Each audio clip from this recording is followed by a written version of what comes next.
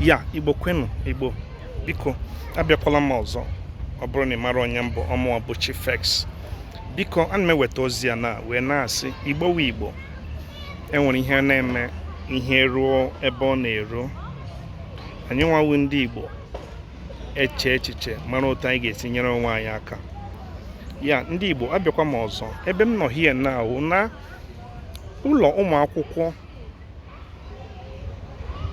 ndị obodo ndị bekee bụ Brazil.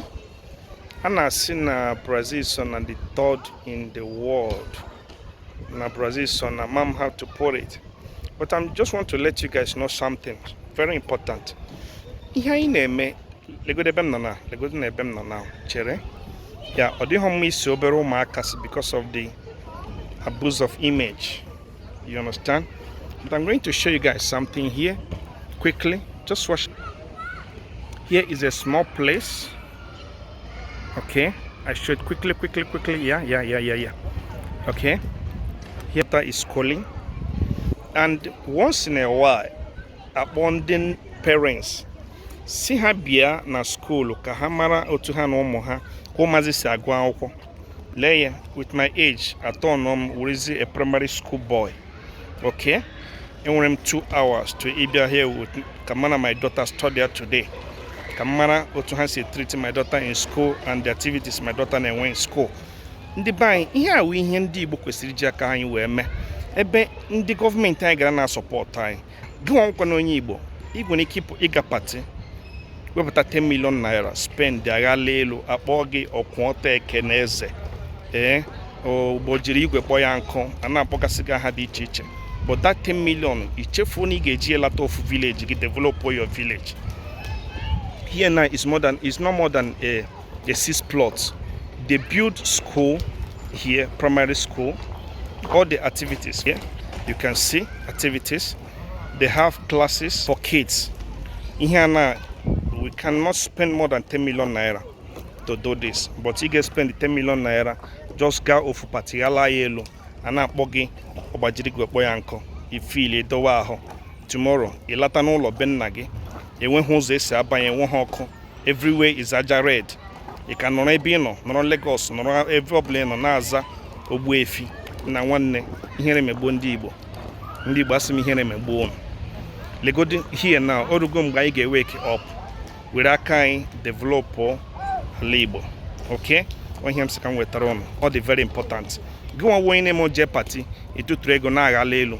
Chief when the poor people on your village need their help. That small school you get built, get a lot of kids a better future than you were there go. Igala yellow people a korogaka. You put on online. Look at my. She's 4 years. She entered primary school. Once in a while, you can see. Once in a while, about I enter biaka in a haga school go. Look at it here. Ndigbo, waking up.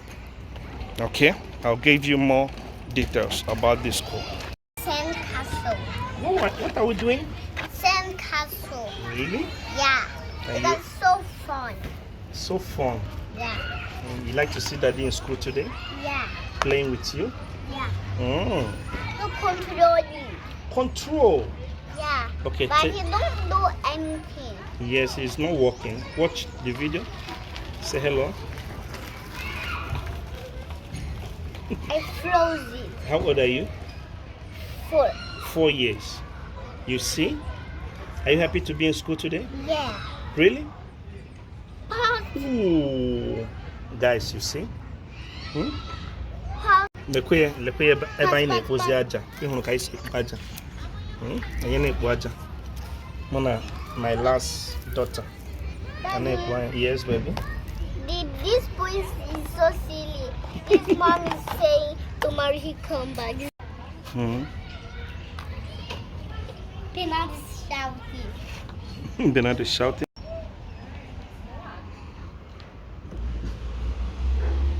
Daddy. It's hot. Casa, deixa aí, passeio.